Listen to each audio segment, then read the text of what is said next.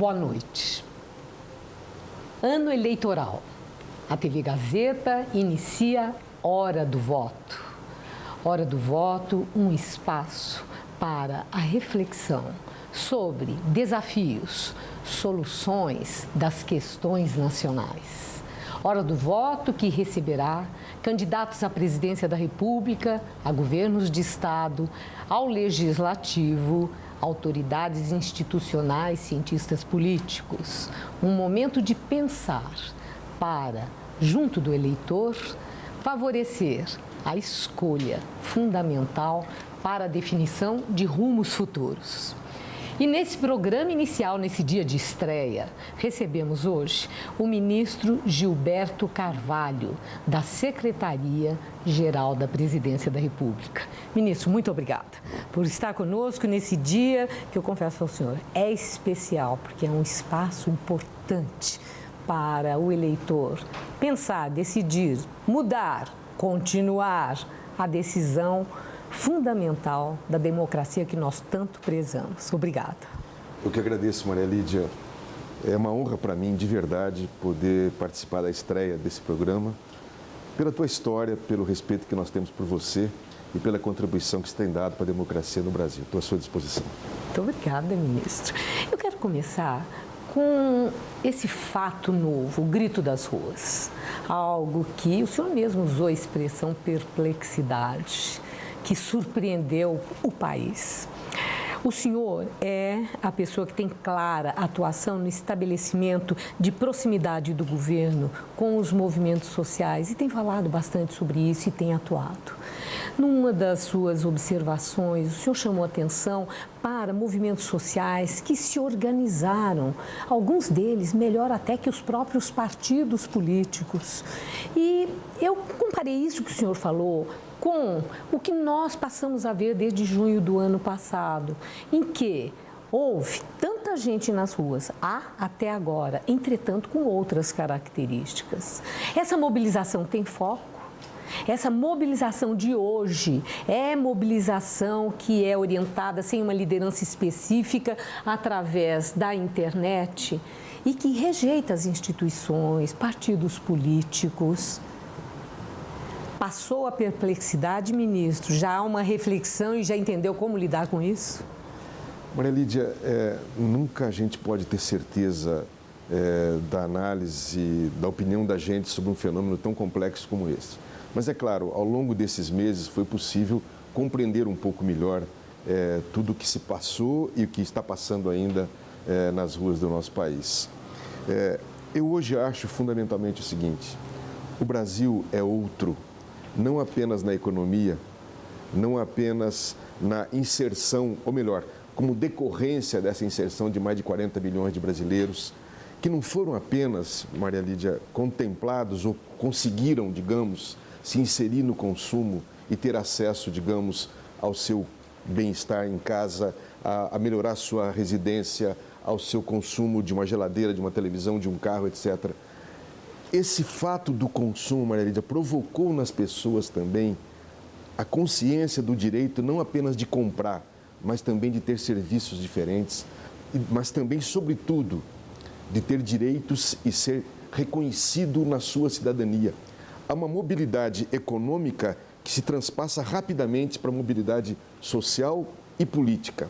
Então, a ida às ruas, para mim, é consequência exatamente de um novo Brasil, onde cada vez mais as diferenças vão sendo superadas e cada vez mais, para sorte da democracia do país, as pessoas se sentem no direito de reclamar, de exigir condições melhores, exigir dos governos serviços públicos adequados. Então, eu diria que, de alguma forma, nós que ajudamos a fazer esse processo, a provocar esse processo de mobilidade, temos que acompanhar agora esse processo, aceitar essas manifestações. Elas são extremamente bem-vindas, porque elas são exemplo de democracia. A pior coisa que existe é um povo passivo, é um povo acrítico e agora dialogar com esses fenômenos. Dialogar.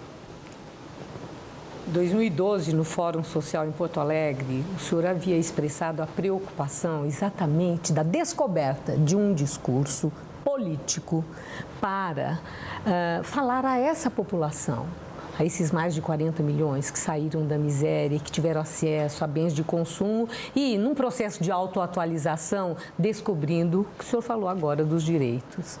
Essa questão do discurso. Tempos depois, Fernando Henrique Cardoso falou algo semelhante, que o PSDB tinha que parar para pensar também como conversar com a população que estava atenta de um outro jeito. Já deu, de 2012 para cá, ministro, para unificar um discurso que comunique realmente os ideais do seu partido e do governo Dilma, no caso, e do presidente Lula, sem dúvida? Maria Lídia, o que eu posso te assegurar é que há um grande esforço da nossa parte em fazer esse processo de conversão, digamos, para uma nova política. Porque há um outro dado que eu não mencionei na questão anterior, que é o grande fenômeno da revolução na comunicação. Eu sempre digo que nós e os movimentos clássicos, para nos mobilizar, precisávamos de panfleto, de caminhão de som. Era uma dificuldade para você se comunicar. Hoje, um menino de 14, 15 anos posta uma música boa, que agrada a massa, ou algum tipo de mensagem, ele de repente é seguido por milhões. Eu brinco sempre que eu, aos 63 anos, às vezes não sou seguido nem na minha casa. E um moleque desse, que nem barba tem, muitas vezes, um jovem, consegue um fenômeno incrível de comunicação. Então, há uma nova forma da linguagem política, da expressão e da velocidade da comunicação. Há essa forma ou é preciso descobrir como aproveitar esse aspecto que implica na velocidade e na horizontariedade da informação que é tão ampla? Então, o que eu digo é que nós estamos tendo dificuldade de entender. Quando eu falo nós, eu estou falando da velha política, dos partidos tradicionais, dos movimentos tradicionais. Estamos tendo dificuldade de entender que é preciso criar novas formas de organização, uma nova cultura política, na verdade, para dar conta desse anseio, dessa mobilização toda, desse desejo de participação e de exigência de direitos que essa onda toda traz. O que está ocorrendo? As pessoas que têm cabeça mais aberta estão buscando fazer esse diálogo. A presidenta Dilma reagiu muito rapidamente, chamou aqui ao Palácio grupos que se manifestavam para tentar entender, para começar a dialogar, mas eu digo para você que há uma defasagem efetiva ainda entre essa nova cultura e os velhos partidos, as velhas instituições. Se nós não acelerarmos, Maria Lídia, a nossa adaptação e pensar que cada vez mais agora a política tem que ser serviço e não carreira política, tem que ser serviço ao povo, de gente que fica pobre na vida e não queira se enriquecer na política e, portanto, acabar com a corrupção. Criar instrumentos de participação, há um risco enorme da democracia brasileira ser atropelada por essas manifestações que, embora agora, aparentemente, não tenham um norte muito claro, mas elas vão construir, tenho certeza, com o tempo, um novo projeto para esse país. Mas, o que o senhor falou me remete à reforma política. O senhor falou das pessoas que entram na política já pensando, agora eu vou ficar rico e etc. e tal. E o próprio telespectador, né? As pesquisas mostram, perdeu muito a fé nos políticos. A credibilidade ficou abalada. Mesmo chegando a hora da eleição, de conclamar para o exercício do voto, essa coisa toda, tem gente que fala não voto mais, que fica desanimada. Denúncias, escândalos, tudo o que tem acontecido. A minha pergunta é sobre a reforma política. A presidente Dilma e o próprio presidente Lula, que tinham tudo na mão, uma base parlamentar para garantir a governabilidade, que a gente vai falar até dessa base daqui a pouco, mas que no início, antes de qualquer conflito com a presidente Dilma, não houve um empenho do governo, ministro, em produzir uma reforma política que criasse mecanismos de defesa para tudo isso que é condenável pela ética na política, pelos ideais democráticos. O que aconteceu? O governo dormiu no ponto? Maria Lídia, eu sou obrigado a concordar com você que nós não demos a ênfase necessária, com toda a força de prioridade para a questão da reforma política. Eu sou obrigado a concordar. Nós, sobretudo no governo do presidente Lula, mais preocupados em fazer as reformas sociais e a reforma econômica, e penso que aí nós somos bem-sucedidos, nós não demos, de fato, o foco necessário para essa mudança. Agora, eu devo, ao mesmo tempo, fazer justiça. Tanto no governo do presidente Lula como no governo da presidenta Dilma, você sabe, logo depois de junho, nós tentamos dialogar com o Congresso e com a sociedade, enviando uma proposta de reforma política. E, infelizmente, essa reforma política não foi acolhida no Congresso. E eu vou dizer uma coisa para você. Se esse país não amadurecer e não tiver a consciência de fazermos uma reforma política que seja não apenas eleitoral, que passe também pela criação de mecanismos de participação, de transparência, e na questão eleitoral rompa com aquilo que eu chamo da maldita dependência financeira na campanha eleitoral das empresas, nós não vamos limpar a corrupção da cultura política do país. Por isso que eu louvo e temos tentado dar força para essa iniciativa da OAB, da CNBB e de movimentos sociais de colher assinaturas para a gente ter, de fato, um grande plebiscito ou uma constituinte paralela, enfim, uma forma de nós mudarmos essas estruturas. Porque senão, Maria Lídia, a campanha eleitoral é um processo que induz à corrupção, porque ela estabelece a trágica dependência daquele que detém o mandato, daquele que o financiou.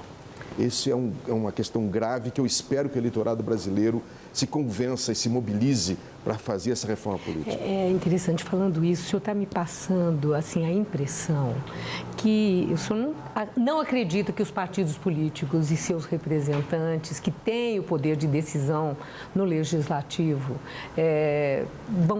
possam promover a reforma política. E aí eu queria falar um pouco também sobre o PT. O PT está nessa.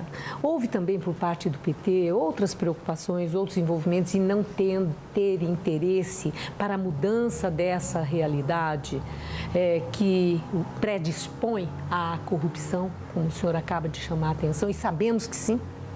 E todos sabemos que sim, o PT sentiu na carne um julgamento, uma coisa muito complicada, muito difícil. Ministro, o PT abandonou o seu espírito inicial de base nos movimentos sociais, o seu discurso de política de valores. O PT ficou muito mais pragmático, se transformou num partido de gabinetes.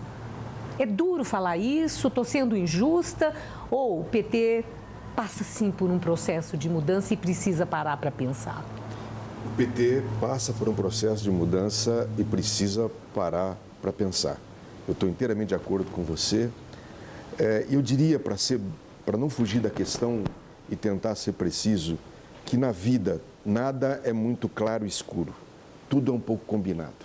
O PT surge como uma força de contestação da ordem, da instituição tal como estava, e na medida em que ele foi crescendo, e ele fez um bem imenso para esse país. Eu sempre costumo dizer, Maria Lídia, que o PT fez muito bem para o governo e o governo fez mal ao PT. Vamos explicar. Nós conseguimos inovar muito na cultura política brasileira. O Brasil é hoje outro depois do PT. Eu falo isso com muito orgulho. O PT e seus aliados. Nós fizemos mudanças, Maria Lídia, que nos dão muito orgulho, porque nós mudamos a vida do pobre. Nós incluímos 40 milhões de brasileiros. O Brasil é outro hoje. Quando no Brasil foi melhor do que é hoje? Do ponto de vista do emprego, dos salários, do acesso à universidade, do acesso, mesmo com todas as limitações, à saúde e à educação. Quando foi melhor? Na história do país? Essa é uma grande e importante pergunta. Agora, na medida em que nós contribuímos para que milhares de trabalhadores participassem da política, se tornassem prefeitos, vereadores e até presidente da República, e inovamos, nós também fomos inoculados com o vírus dessa velha política e vimos com tristeza no nosso meio florescer, infelizmente, no pior sentido da palavra, a corrupção, o verticalismo, a burocracia e assim por diante. Então, é verdade que o PT precisa se repensar e é verdade que nós, na medida em que nos tornamos uma grande instituição, fomos nos acomodando, fomos nos adaptando a essas leis do financiamento das campanhas, dos processos de corrupção que acabaram acontecendo. Agora, eu diria ainda, com tudo isso, que o saldo da nossa contribuição é muito positivo para o país. E, ao mesmo tempo, para continuarmos contribuindo, nós temos que nos renovar. Ministro, nesse processo, nesse repensar do PT e dos demais partidos políticos do país, da renovação, a moçada foi para as ruas, gritou. Vocês pensam em oferecer, trabalham em oferecer canais de comunicação, formação de líderes, a ideia do que seja política, da importância da participação sistematizada, com foco, com objetivo. Há uma atenção para a renovação nesse sentido? Ou são sempre os mesmos que buscam a sua reeleição na garantia da sua situação, muitas vezes bem confortável? Olha, Maria Lídia, há um grande esforço pela renovação. Se você pensar, o presidente Lula tem feito um grande esforço, por exemplo, em lançar novas figuras.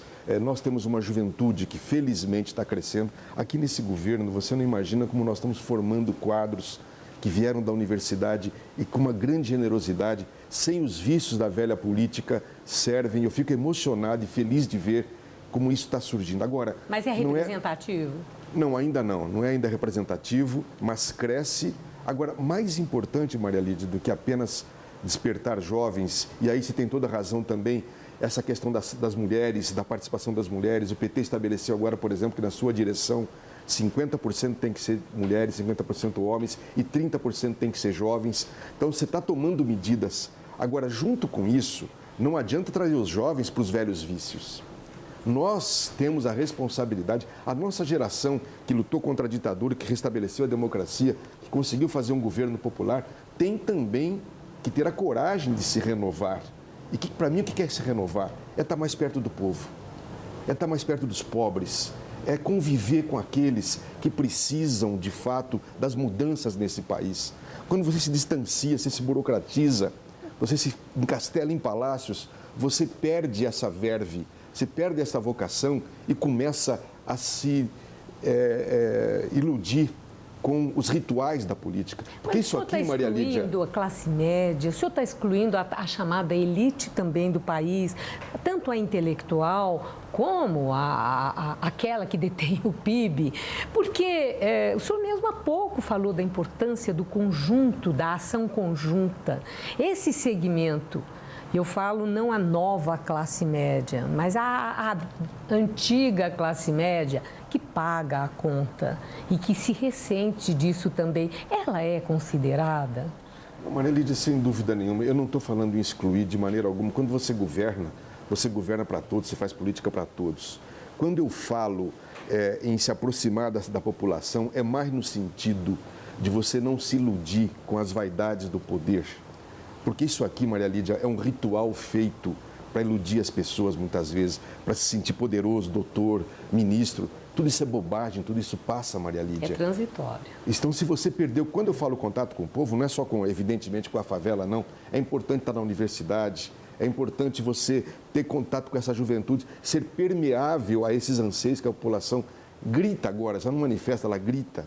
E ai de nós se nós não dermos conta disso. Então, para finalizar esse aspecto do PT, eu aposto muito ainda nessa generosidade que vem de baixo. E nesses quadros novos que estão surgindo, eu estou pensando no caso do Padilha, do Fernando, de tantos outros jovens que estão cada vez mais assumindo funções e responsabilidades. Aqui no Ministério nós temos vários... E aprendendo a fazer política. E aprendendo a fazer política. Aprendendo a fazer política. Claro, mas é um aprendizado, eu espero sempre, de um novo padrão de política. Insisto, da política como serviço e não da política como carreira e acumulação de riqueza. Vamos agora a um pequeno intervalo e voltaremos em instantes com Hora do Voto, que hoje recebe o ministro Gilberto Carvalho, da Secretaria-Geral da Presidência da República.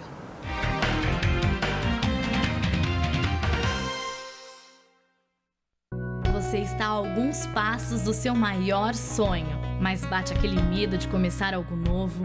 Olhe para o lado, tem muita gente sentindo essa mesma mistura de ansiedade e alegria. Normal, afinal, alguns dos melhores anos da sua vida estão prestes a começar. Pode parecer um pequeno passo, mas para um calouro como você, é um salto gigantesco. Bem-vindo, o seu futuro está só começando. Faculdade Casper Líbero. Olá, eu sou a Rafaela e assisto a Gazeta. O ano 1943, a cidade de São Paulo. Casper Líbero adquire a Rádio Educadora Paulista e a transforma na Rádio Gazeta, um sucesso de público e crítica. Para a Rádio Gazeta, não basta transmitir uma programação de qualidade. É preciso também desenvolver a formação musical de seu elenco. Durante 2 horas por dia, os artistas contratados têm à disposição maestros e pianistas para treinamento. Na musicoteca, orquestradores, arranjadores e copistas ajudam na pesquisa e na adaptação das partituras às necessidades da rádio. Mais do que uma emissora, uma verdadeira escola para músicos e cantores. Quem não deveria aceitar a barbárie é a sociedade, que é a vítima. Garanto que não vai se arrepender.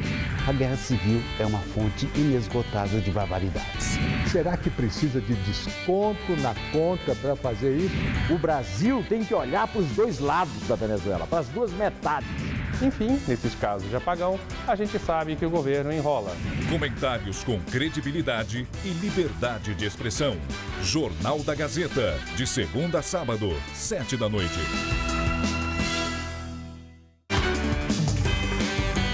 Oferecimento Faculdade Casper Líbero, formando os melhores profissionais da comunicação.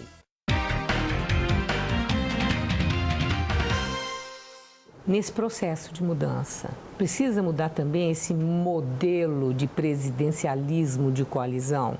Porque, ministro, sempre foi surpreendente quando o PT, um partido com ideais tão claros, com bandeira tão clara de transformação através de valores, aderiu, em nome da governabilidade, a essa aliança com alhos e bugalhos. É curioso que a gente olhava e falava assim, mas será que eles falam a mesma língua? Não se entendeu? É Torre de Babel. Fica a impressão que resulta um pouco, sim, não apenas nessa falta de sintonia da interlocução ideológica, de objetivos, mas também de chantagem, de dificultar, ao invés de garantir a governabilidade. A presidente Dilma está passando um aperto com o tal do blocão, faltando apenas 7 meses para a eleição. É esse o preço que se paga pelo presidencialismo de coalizão? Isso era previsível? Maria Lídia, era previsível. Nós sabíamos que para provocarmos algumas mudanças, nós não teríamos outro caminho a fazer que não o caminho de alianças e de métodos nem sempre que nós acharíamos os melhores. Você viu a história do Abraham Lincoln. Você viu que Abraham Lincoln teve que fazer para passar a lei dos direitos raciais nos Estados Unidos. O que ele fez? Ele teve que negociar com o parlamento, literalmente. Tá? Portanto, quando você tem um jogo estabelecido, se você quiser provocar mudanças imediatamente, você não tem outra alternativa a não ser entrar com esse jogo sabendo aonde você quer chegar, sabendo a hegemonia, para onde está sendo dada a linha. Eu não quero aqui ir para a linha do simplismo de que o fim justifica os meios. Não se trata disso, mas se trata de que você, dentro de uma regra estabelecida, para você poder fazer Bolsa Família, para você poder fazer toda essa inclusão dos 40 milhões de brasileiros e mudar a política econômica, para você fazer ProUni, você tem que ter um padrão de negociação, certo? E você tem que entrar dentro do jogo do parlamento tal como ele está dado nesse momento. Agora, esse momento, as coisas chegaram onde chegaram, já que era previsível. Por uma falta de habilidade política de quem comanda, da presidente Dilma Rousseff, o presidente Lula não enfrentou essa mesma dificuldade. A gente pode perguntar, não enfrentou porque ainda havia um certo encantamento, ou a habilidade de Lula política. Como é que o senhor enxerga agora ter chegado um blocão e, com um certo atrevimento para a maior autoridade institucional do país, fazer as exigências que faz ou ir ameaçando? A eleição está aí, vai ver o que nós vamos fazer. Mas, Maria Lídia, vamos separar um pouco. Na política tem uma coisa um pouco de teatro. de representação do tipo, de um padrão de comportamento que ameaça, mas que depois não é bem assim. Eu acho que no governo Lula foi pior a nossa situação. Nós enfrentamos uma CPI do fim do mundo, dos bingos, e uma CPI dos Correios, que criminalizou e deu um potencial, uma descrição para um erro que nós tínhamos cometido de Caixa 2, que se tornou no tal do mensalão, entendeu? Então o presidente Lula enfrentou uma situação ainda pior, Maria Lídia. A presidenta Dilma está agora enfrentando essa questão do PMDB, mas que eu tenho certeza que vai resolver, que o PMDB não é aliado nosso, o PMDB é copartícipe do nosso governo, nós temos o vice-presidente do PMDB. Isso se resolve, eu tenho certeza que se resolve. Isso não é o pior da vida. O pior da vida é você enfrentar as dificuldades para passar alguns projetos que são essenciais para o país. E aí eu queria me dirigir a você e aos nossos telespectadores dizendo o seguinte: esse ano tem eleição. É a hora da gente dizer qual parlamento que nós queremos.